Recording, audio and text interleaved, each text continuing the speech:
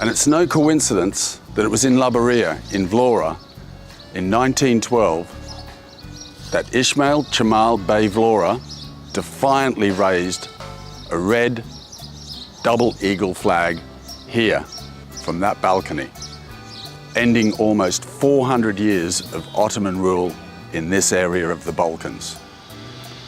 Today we're going to travel inland to Kërvelesh and look at some wonderful environments there, beautiful scenery, and delve a little bit into the back history that led to this moment of Chemal Bey Vlora raising the flag here in Vlora.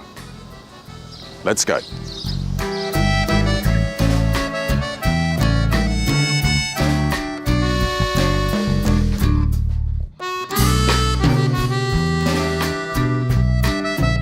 Travelling up the Shushitsa Valley behind Vlora, we pass numerous monuments to the Second World War, like this one at Drashowitz.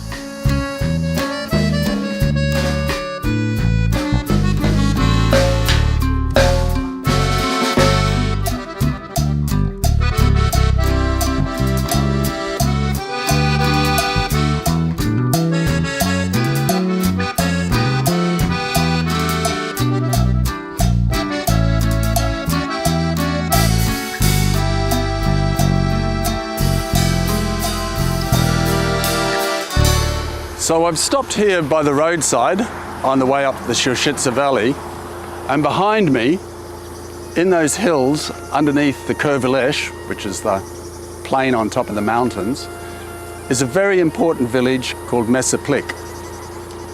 Now the Albanians were suppressed by the Ottomans and faced reforms that centralized power and altered their taxation and also changed the conscription methods.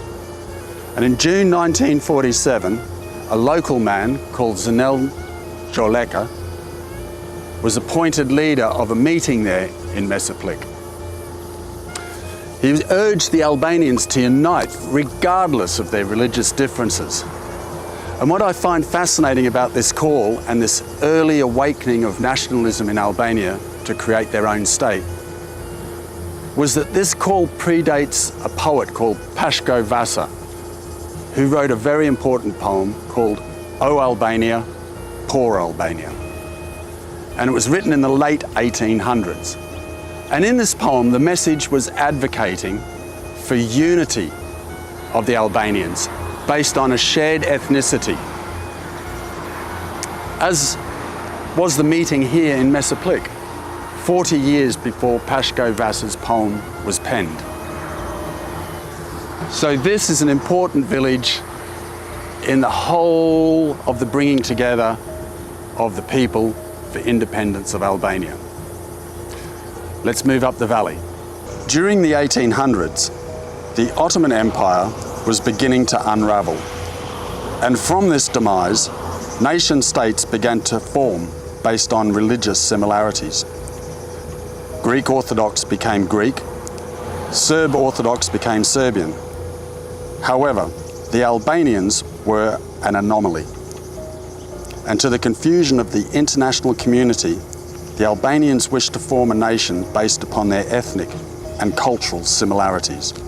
To this day, Albanians are a mixture of various religious groups: Muslims, Greek Orthodox, Roman Catholics, and Bektashis being the main groups.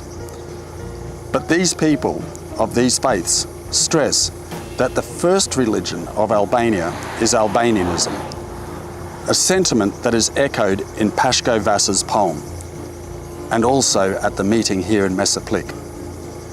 And it's heard frequently to highlight Albanians' renowned religious tolerance. As I leave the valley floor and begin my ascent to the Kërvelesh, I decide to stop in Kuch. It's a great place to have a coffee and take in the views of the valley that I just travelled. It's also the home of Zenel Gjoleka, the appointed leader of the meeting at Mesaplikut.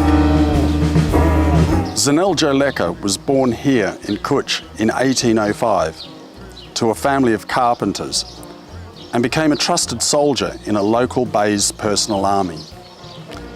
After his bey, the equivalent of a lord, was murdered by the Ottomans in 1829, Gjoleka sought revenge and joined forces with another rebellious fighter, Tafil Buzi. Together they launched guerrilla attacks from the mountains around here, in Lower Kurvelesh and also up in the Kurvelesh proper. Buzi was captured, but Gjoleka continued his resistance, leading the Peasants' Revolt of 1847. Just a few months after the meeting in Mesaplikut, the Ottomans implemented their tax reforms here in the village of KØTU. The peasants revolted, and for 6 months there was battles all across this area, as far as Berat and Gjirokasta. It was difficult for the Ottomans to put down this uprising, as Gjoleka, who then became the leader of the Peasants' Revolt, quickly hid in the mountains of Kurvelesh, and it was impossible for them to root him out. The fighting and warlike spirit of the Lubs in this area laid the foundations for that flag to be raised in Vlora. Gjoleka himself was captured, but the Sultan pardoned him because of his bravery, and he returned here to KØTU to live. But being the restless warrior that he was, it wasn't long before he once again picked up the gun